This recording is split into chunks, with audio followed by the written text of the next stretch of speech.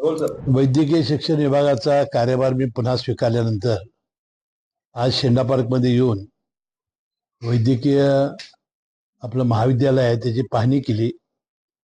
त्याशिवाय छत्रपती प्रमिलादेवी हॉस्पिटल याच्या दुरुस्तीसाठी जे आपण निधी दिला होता त्याचाही आढावा घेण्याचा मी आज प्रयत्न केलेला आहे. आता CPR हॉस्पिटल ही 1885ची ही जुनी इमारत आहे, हेरिटेज इमारत आहे आणि त्याला फार मोठ्या मर्यादा आलेल्या होत्या आणि त्याचं फार ड्रेनेज तुंबणं, रस्ते खराब झालेले होते, फार मोठी दुरावस्था झाली होती. त्यासाठी आपण 44 कोटीचा निधी मंजूर केलेला होता. एकूण 27 इमारती त्या आवारामध्ये आहेत. त्यापैकी आता 2 इमारती पूर्ण झालेल्या आहेत आणि आता राहिलेल्या इमारतींचं 7 इमारतींचं 25% काम पूर्ण झालेलं आहे. त्यामध्ये दुधंगा इमारतीपैकी 8 जे वॉर्ड आहेत त्यापैकी 4 वॉर्ड पूर्ण झालेले आहेत. तुम्ही जाऊन बघितलं तर अतिशय चकाचक आता आपण जे प्रेझेंटेशन बघितलं त्यामध्ये अतिशय उत्कृष्ट काम त्यांनी केलेलं आहे. विधंगा इमारतीचं 20% काम झालेलं आहे. मेंटल इमारतीचं 75%, नर्सिंग हॉस्टेल 50%, बाह्यरुग्ण इमारत 30%, तुळशी इमारतीचं 10% आणि HER इमारतीचं 10%. आता ही जी इमारतीचं काम सुरू आहे 7 ते मार्च 2025 पर्यंत काम पूर्ण करण्याचं कंत्राटदारांनी आम्हाला सांगितलं आणि अधिकाऱ्यांनी 10 इमारती या दिवाळीपूर्वी होणार आहेत.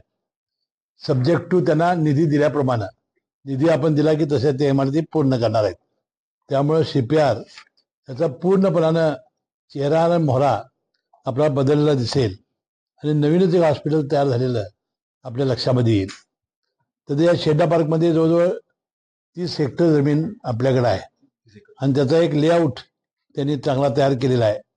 त्यामध्ये आपण 150 क्षमतेचं मुलीचं वसतिगृह, शवविच्छेदन गृह इमारत आणि व्याख्यान आणि परीक्षा कक्ष हे परवा अजितदादा पवारांच्या हस्ते लोकार्पण केलं होतं आणि प्रत्येक सोमवारी याचा वापरास सुरुवात होणार आहे. मी स्वतःच येऊन त्याची सुरुवात करणार आहे. त्याशिवाय या कॉम्प्लेक्समध्ये या रस्ते, त्यानंतर लँडस्केपिंग ही कामं मंजूर झालेली आहेत. त्याचंही काम मोठं झपाट्यानं सुरू आहे. त्याशिवाय यामध्ये 125 निवासी आणि 125 क्षमता आंतरवासिता डॉक्टर्स यांचे वसतिगृहाचं काम सुरू आहे.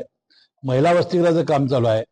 150 क्षमतेचे मुलींचं वसतिगृह, 150 क्षमतेचं मुलांचं वसतिगृह आणि 150 BSc परिचारिकांच्या वर्षी वसतिगृह आणि 300 परिचारिकांच्या करते परीक्षा केंद्र हे काम आता आपण सगळं मंजूर केलेलं आहे.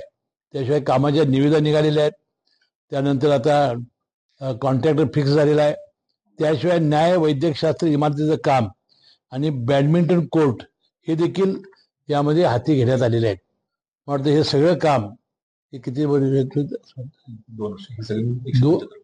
175 कोटीचं काम आहे. हे 2 वर्षात पूर्णपणाने होतील आणि जे 1100 बेडचं हॉस्पिटलचं काम आहे ते अद्याप सुरू झालं नाही. मंगळवारी मी मंत्रालयामध्ये बैठक बोलावलेली आहे. ते लवकरात लवकर तेही काम होऊन मला वाटतं ते 1100 बेडचं काम 2-2.5 वर्षात पूर्ण होईल असा मला विश्वास आहे. आता CPRचं काम मार्च 2023 पर्यंत 7 इमारती पूर्ण होतील आणि दिपावलीला राहिलेल्या सगळ्या इमारती पूर्ण होतील, सब्जेक्ट टू निधी दिल्यानंतर. मुख्यमंत्री साहेबांनी प्रत्येक मंत्र्यांना 100 दिवसामध्ये तुम्ही नेमकं काय करणार आहे याचा काय रोडमॅप तुमचा द्या म्हणून सांगितले. त्याच्यामध्ये तुमच्या रोडमॅपमध्ये काय काय? नाही, माझा रोडमॅप माझे अधिकारी तयार करतायत. उद्या किंवा परवा आम्ही घेऊन देणार आहोत. राज्याचा आहे तो, त्यामुळे मला आज सगळं ताबडतोब सांगता येणार नाही. 100 दिवसाचा रोडमॅप आम्ही तयार केलेला आहे. राज्यातील वैद्यकीय महाविद्यालयामध्ये विशाल इंडस्ट्री कोल्हापूरमध्ये विशाल एंटरप्राइजेस हे दोघंच औषधे पुरवठा केली. त्याच्या चौकशीसाठी SIT नेमलेली आहे. काय झालं होतं, औषध पुरवठा जो आहे तो पुरवठा शासन करत नाही, जे वरून होत नाही. त्यासाठी हापकीने एक संस्था निर्माण केली होती. हापकीनं अजिबातच केलं नाही म्हणून प्राधिकरण तयार केलं. त्या प्राधिकरणाने किती केले काय माहिती नाही. नंतर आपण आमच्या आणि सार्वजनिक आरोग्याचा काही निधी आम्ही डीनच्या लेवलला दिला की तुमचं तुम्ही टेंडर काढा, GM पोर्टल टाका किंवा तुम्ही ते करा. आणि एक जिल्हा नियोजन मंडळाचा ते जिल्हाधिकारीच्या कमिटीखाली अधिकारी कमिटीचं आहे. तर या ठिकाणी मला वाटतं कोल्हापूरला झाले नाही सर आपल्याकडे नाही नाही तर माहिती खरेदी झाली ना औषधे पण सरकारमध्ये झाल्या, जिल्हा परिषदेमध्ये झाले, जिल्हा परिषद जिल्हा औषध माहित नाही पण हे दोन औषधे जे होते अजिथ्रोमायसिन आणि अमॉक्सिलिन आपल्याकडे नाही विशाल एंटरप्राइज नाही. मी माहिती घेतली होती तर कोल्हापूरमध्ये काही अशी बनावट औषधाची काही खरेदी त्यांनी केलेली नाही. ही औषधाची जी खरेदी आहे ती पूर्णपणानं सेंट्रलला होत नाही. एक प्राधिकरण करतं, हापकीन करत होतं आणि आता डींना अधिकार आम्ही दिले आहेत आणि जिल्हा नियोजन मंडळाचे अधिकारी जिल्हाधिकारी नाहीत. एकीकडे तुम्ही सगळे आरोग्याचं वैभव कोल्हापूरमध्ये निर्माण करायला लागलाय, परंतु याच मेडिकल कॉलेजमधली औषधांची खरेदीची प्रक्रिया याचे पुरावे उघड झाले, त्याच्यावर मात्र काही कारवाई होईल. फक्त ब्लॅकलिस्टेड करून कॉन्ट्रॅक्टर सोडलेला आहे. तो कॉन्ट्रॅक्टर ब्लॅकलिस्टेड झाला की दुसरी कंपनी करतो, त्याच्यातनं खरेदी करतो.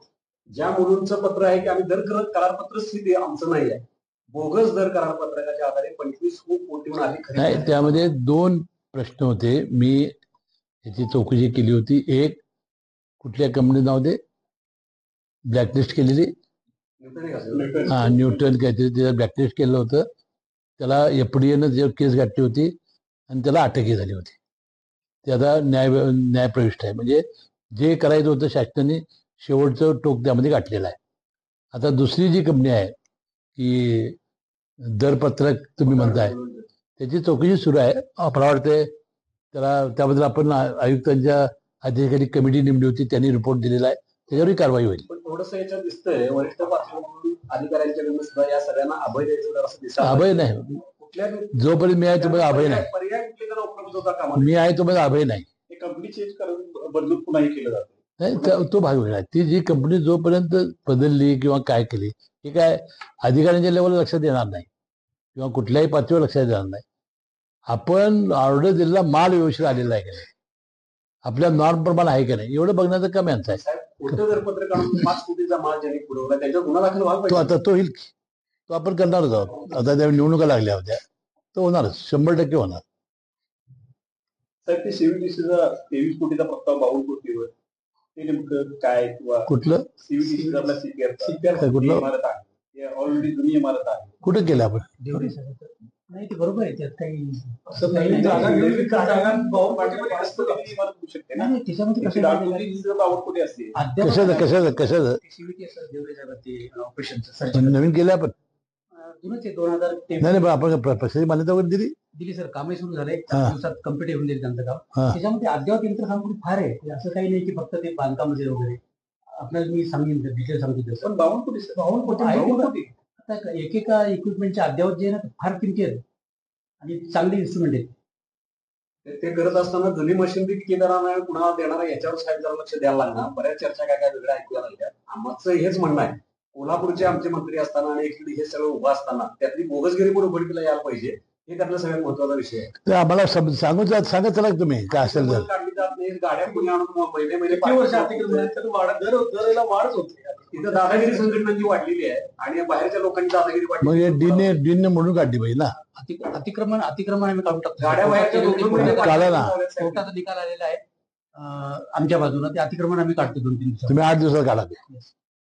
नसेल तर मग तुम्ही काय करा, थोडं स्वच्छानिवृत्ती घ्या, दुसरं कोणतं करू आपण, ते होणार नसेल तर.